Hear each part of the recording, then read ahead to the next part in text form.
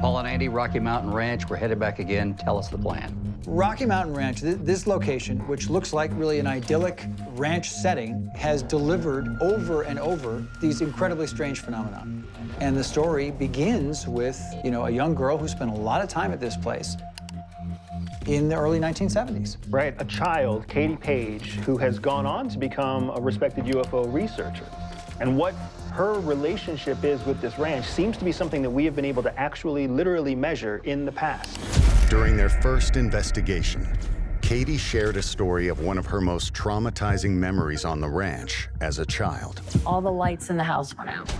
And at that moment, it was like from every orifice of the house, this electronic sounding voice comes out of the house. And it basically stated, we have allowed you to remain. Your friends will be instructed to remain silent concerning us. That must have been terrifying. It was terrifying. Later, the team did an experiment to see if Katie could trigger the house to speak to her again using a ham radio.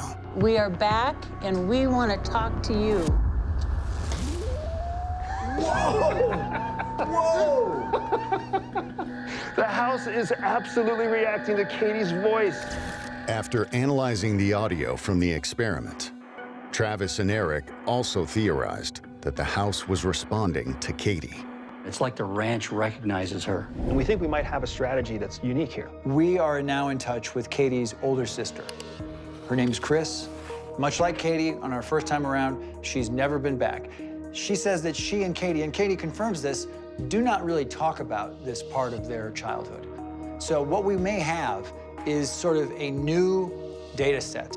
A second witness that has not been corrupted by years of conversation between the two of them about their experience. This is going to be like opening a time capsule for these two. We know what this ranch does with Katie present, but what will this ranch do? How will this ranch react if we bring a new experiencer?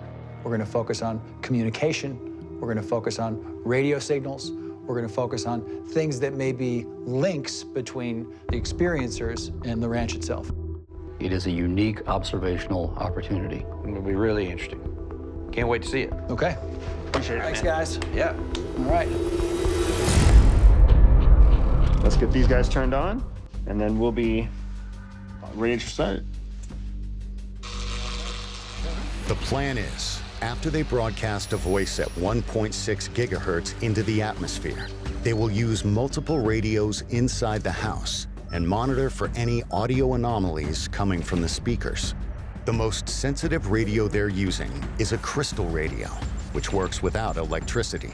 Attached to the crystal radio is an oscilloscope, which will graphically display any electrical signal coming from the crystal radio. And then we also have a spectrum analyzer connected to a highly sensitive microphone. So anything those mics pick up, we'll be able to see in terms of a spectrum here. The team is adding additional data to the experiment by setting up 2 AI-powered UFO DAPs that can identify any unknown aerial phenomena, and also a thermal camera to capture any temperature changes in the atmosphere. Both instruments are focused on the most intense hotspot on the ranch, the landing site, to monitor for any activity during the experiment. We know from our previous experiment with Katie that the house can react, that something in the environment here responds to her presence. What's going to happen with the two of them together? That's what we're here to find out. Having both of us here should prove to be quite interesting. Let's find out. Hello. Hey. This is my sister, Chris. Hi, nice to meet you. Chris, this is Jairus Doverspike. He's our radio experiment expert here. So our first step here will be basically a control. Right. Jairus will make an announcement. We'll see whether or not there's any reaction in the radio spectrum to Jairus' announcement. Everybody ready for this? Go for it. Can forward CQ, CQ, CQ. Let me know if anyone else can hear me out there. You can see what baseline looks like when Jairus launches, right? That's the length of his transmission. Otherwise, it looks the same before and after. Okay. You're up. Okay. Ready? Speak directly to the phenomenon. Can forward. I'm going to be having a secondary operator off of my station. Hi, I just want you to know that I am here. I was here many, many years ago, and you significantly impacted my life over these many years. Here we are now, trying to figure out what's going on, who you are, and what you're about. I saw a notice on the oscilloscope during that. I don't think I saw it during my transmission. When you spoke, there was a completely different signature on the oscilloscope than when she spoke. That's fascinating. And that's not what we would expect. They should be the same. It's just a human voice. It's just energy. Yeah. This is not something that would be typical.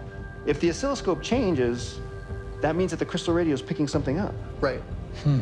We haven't tested Katie yet on the transmission. Maybe that's the next step. Okay. Ready for me to call again just to do another baseline check? Yes, sir. All right. KN4, I'm going to be having a secondary operator off of my station. So that's normal. Okay. I'm ready. All right, so who is in the house? Whatever you are, I want to know who is in the house. Who am I talking to? My sister and I, all these years, we've lived with this, and we want to know who, what, and why we're communicating with you. I just saw it go nuts. Did you see it? Right off the bat, there's this like intense flicker of activity, and then it stabilizes. Right with her voice. Yeah. That thing changed. That oscilloscope energy changed significantly. Wow. We should introduce a third element to the test. We should have a transmission from both of them. Okay, do All right. it. KN4, I'm going to be having secondary operators off of my station. So many things happened at this ranch with pounding on the house, with orbs flying off, with a circle on the ground, the landing site. What is up with the landing site? How significant it I is. mean, what was there and what is still there now? Is there something still underground? Is it above ground? What is it? This is something that you need to know terrified many, many people here for many, many years. And if that's what you were trying to do, job well done.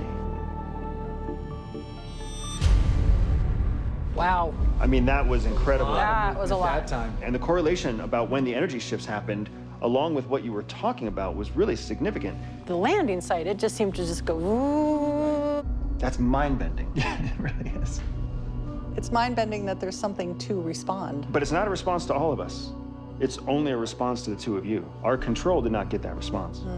Our goal here really was to see how you sort of changed the mix, right? And I think what we've seen here is significantly.